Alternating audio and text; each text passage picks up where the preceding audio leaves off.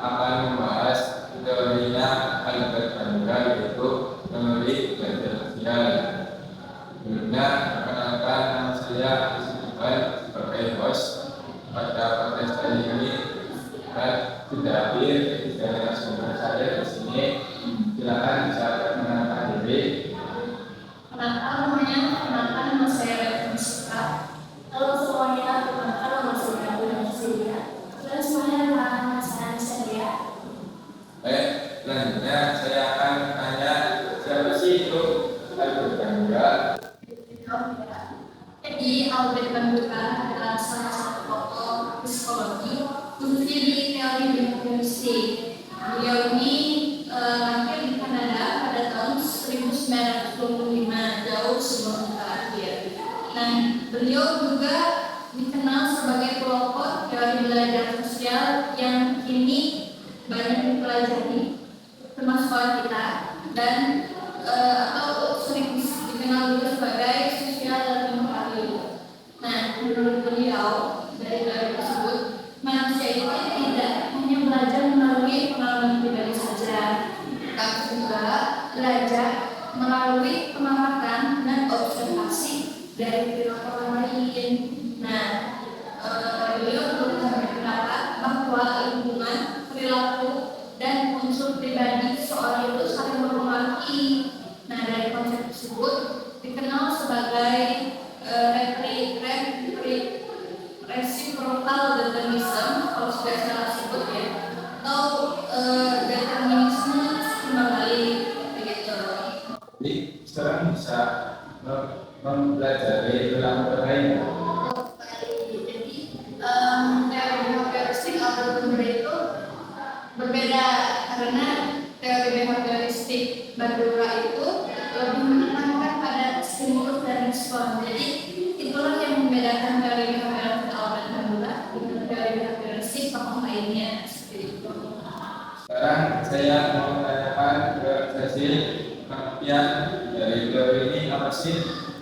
Jadi teori sosial adalah teori yang menyatakan bahwa perilaku manusia dipelajari melalui proses mengamati, menimbulkan contoh perilaku yang dilihat saat itu, yang disebut juga dalam modeling.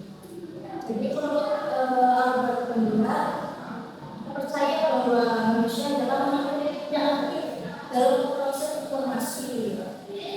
Ketika seseorang mengamati manusia, itu akan melihat lebih dulu, jadi tidak langsung menunjukkan secara langsung. Jadi dia akan memperlihatkan lebih dulu apa sih konsekuensinya ketika dia akan melakukan perilaku yang dia saat itu. Nah, misalnya nih contohnya ada seorang siswa melihat mendapatkan pujian dari teman-temannya atau dari guru, itu karena cinta dia belajar. Nah, siswa tersebut mengedukasi pada temannya, dia ingin juga mendapatkan pujian dari teman atau gurunya, lalu dia mencoba belajar lebih giat lagi. Jadi dia akan melakukan apa yang dia lihat dari temannya, lalu dia akan lebih belajar, lebih kreatif, lebih aktif dalam organisasi, karena dia ingin melakukan ujian dari teman-teman. Jadi jika ingin mendapatkan ujian harus melakukan sesuatu ya. Ya, benar sekali. Jadi saat siswa tersebut melihat perilaku dari temannya, dia akan menanyakan apa yang dia lihat, termasuk dalam lingkungan pertemanan, perkumpulan anak, dan juga di sekolah dalam pelatihan dari siswa. Nah, selanjutnya saya akan menanyakan apa sih konsep dasar dari teori Bandura ini. Masih dasar dan teori itu beberapa ya. Yang pertama itu masih ini. Masih ini merupakan penguatan pembelajaran lalu penguatan. Jadi sesuatu bisa belajar dengan mengenai beberapa lain yang melihat konsekuensi yang akan dilakukan oleh orang tersebut. Contoh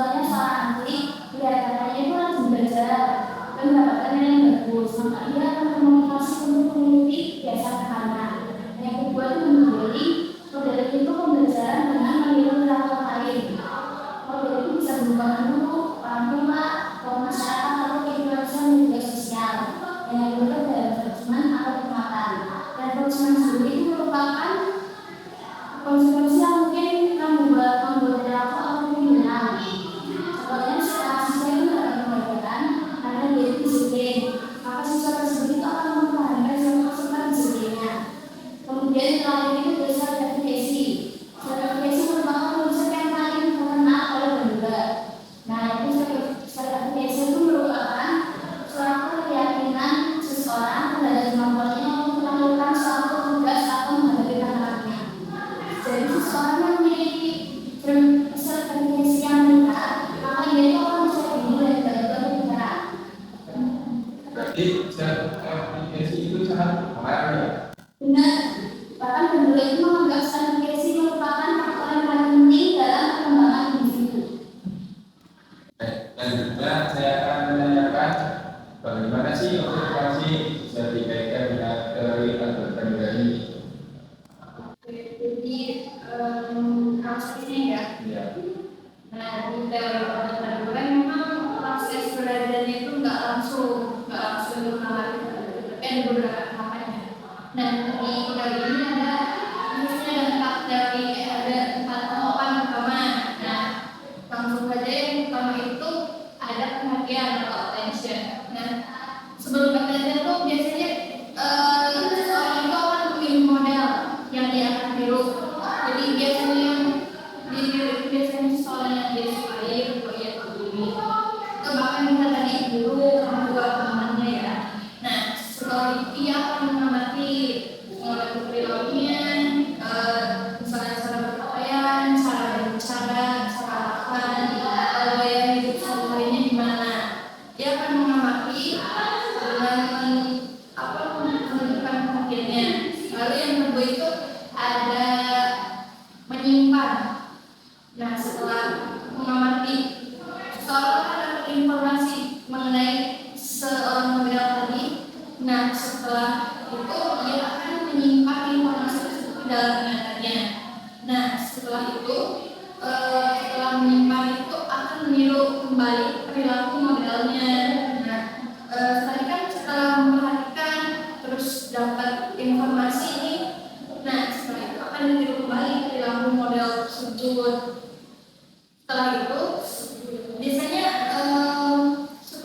saat meniru itu ada motivasi kepada seseorang tersebut. Contohnya kayak gini, misalnya di kelas itu ada satu ketua kelas presentasi. Nah, beliau ini yang presentasi bagus nih, bahasanya bagus, gaya gestur tubuhnya bagus saat presentasi.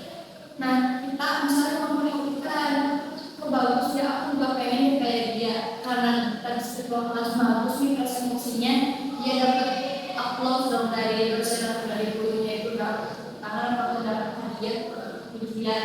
Karena dapat pujian itu melihat dapat pujian, kita ini yang memperhatikan, aku juga mau, jadi motivasinya itu aku mau dapat pujian juga. Nah, kayak itu. Setelah itu memperhatikan, terus ia mengingat apa gaya bicaranya gimana, gesturnya gimana saat kelas berpresentasi itu akan dia simpan. Nah, ketika ia dapat kesempatan buat presentasi, dia akan lakukan hal yang sama seperti kelas sebelumnya yang melakukan. Akhirnya setelah dilakukan, dia dapat pujian, akhirnya puas kayak gitu.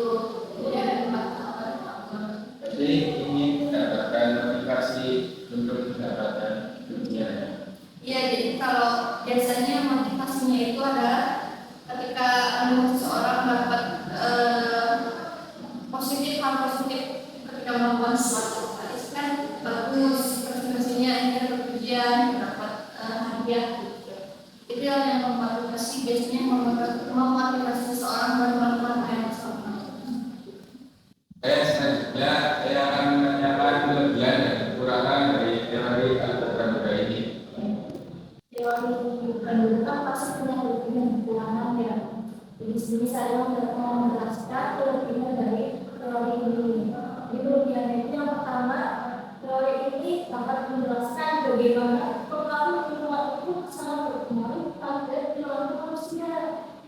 Jadi dalam pembentukan perilaku manusia itu sangat berpengaruh karena di depan itu kan ada lingkungan keluarga ya, lingkungan keluarga di rumah orang tua, misalkan seorang anak pada orang tua memberikan sedikit rezeki untuk seorang gadis.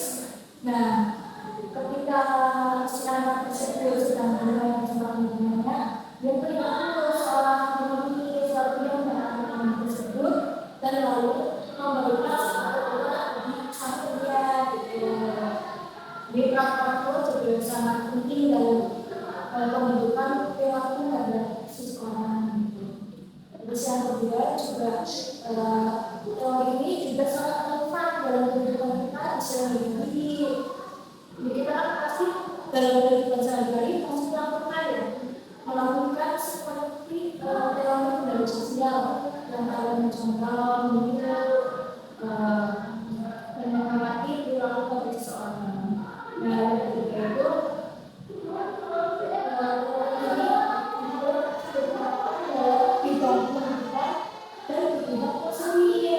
jadi di sekolah kita harus sudah diterapkan dalam kehidupan sehari-hari. Dan terakhir itu teori ini juga sangat penting dalam mempertimbangkan prinsip perilaku yang positif perilaku yang negatif ya. Jadi kita harus menilai perilaku yang positif dan mana yang negatif. Nah, kekurangannya itu pada teori lingkungan sosial itu yang pertama, teori ini juga sangat susah dalam membuat lingkungan itu berpengaruh atau kita pada perilaku manusia.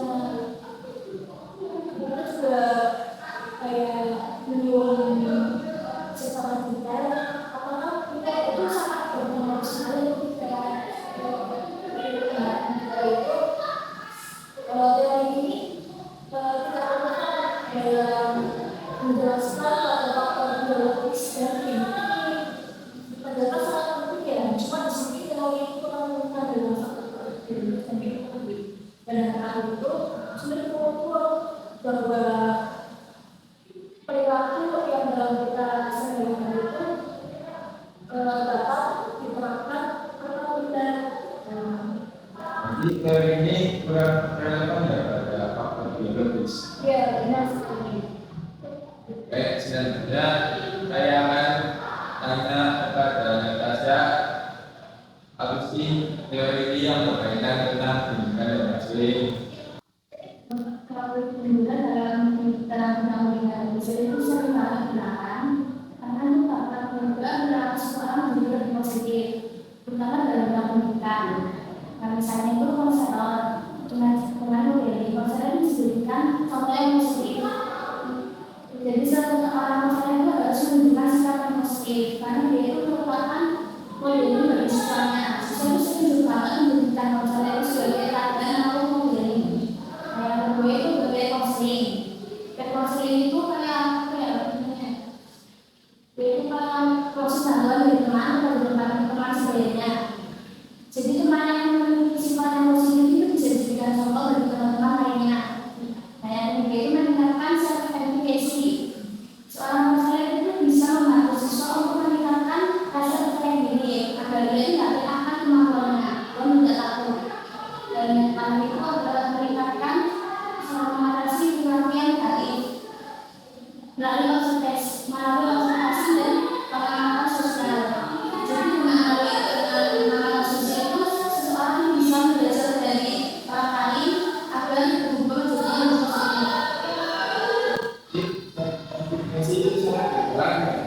Iya betul. Contohnya itu misalkan untuk seorang siswa itu takut sengaja berbicara bukan umum kelas. Jadi seorang konselor itu akan membantu siswa tersebut dengan memberikan video siswa lain sudah berhasil presentasi dengan baik. Dengan cara itu, siswa itu akan diberi kesempatan untuk berlatihan secara bertanda dan diberikan beban yang positif. Nah, melalui cara ini siswa itu akan menjadi lebih percaya diri dan tidak takut untuk presentasi. Jadi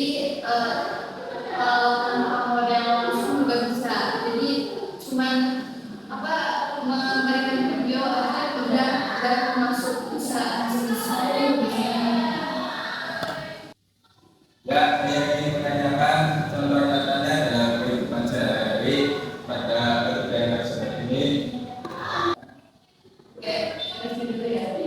Kalau contoh nyata atau kasus nyata dalam kehidupan sehari-hari ini, menurut saya di zaman yang digital ini bisa dilihat dari media sosial ya, teman-teman. Karena sekarang media sosial atau medsos itu sudah sangat jadi kebutuhan kami ya, dan termasuk jadi kebutuhan utama. Banyak sekali mulai dari anak-anak, remaja atau bahkan orang dewasa pun mengikuti atau yang mengikuti atau mencontoh influencer.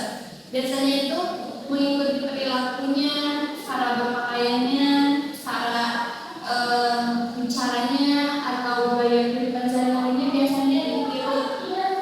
Itu biasanya ditiru itu influencer yang disukai atau bisa disebut juga ikutin tren dan begitu kalau sekarang.